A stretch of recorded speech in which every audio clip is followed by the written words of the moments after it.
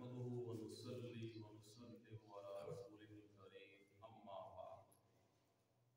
آج الحمدللہ نماز تراویح میں 11واں سپارہ دوسرا نصف اور 12واں پارہ مکمل تلاوت کیا گیا۔ رب العزت اپنی بارگاہ عالی میں قبول و منظور فرمائے، آمین۔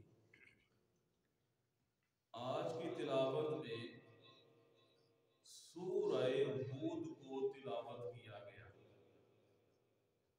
سورہ ہود جب نازل ہوئی، اس میں اللہ رب العزت نے ان تمام قوموں کو ذکر کیا ہے جن کی تباہی ہوئی ہے اپنے ہی اعمال کی وجہ سے۔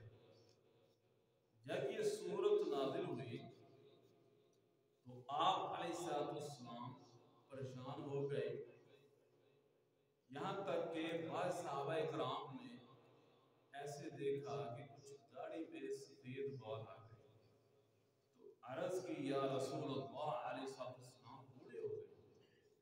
فرمایا کہ مجھے سورہ ہود نے بوڑھا کر دیا۔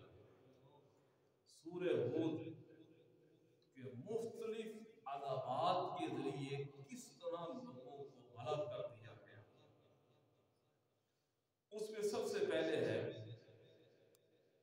وَلَقَدْ أَرْسَلْنَا نُوحًا إِلَىٰ قَوْمِهِ۔ ہم نے حضرت نوح علیہ السلام کو ان کی قوم کی طرف بھیجا، اِنِّي لَكُمْ نَذِيرٌ مُّبِينٌ، آپ جائیے ان کو ڈرائیے۔ کس بات سے؟ کہ میرے ساتھ کسی کو شریک نہیں کرنا، اللہ تعبدوا الا اللہ، کہ میرے سوا کوئی عبادت کے لائق نہیں۔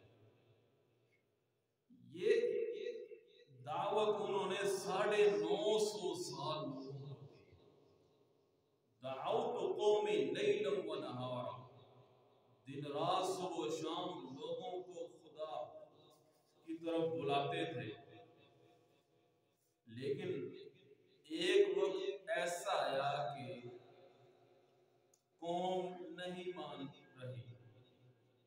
اللہ رب العزت نے حکم دیا کہ یہ کشتی بنائے۔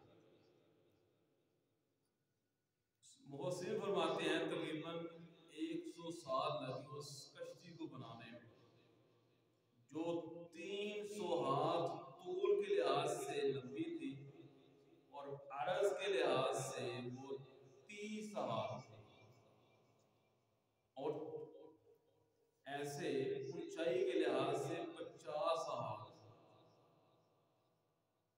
اب جب یہ بنا رہے تھے تو لوگ پھر مذاق اڑاتے،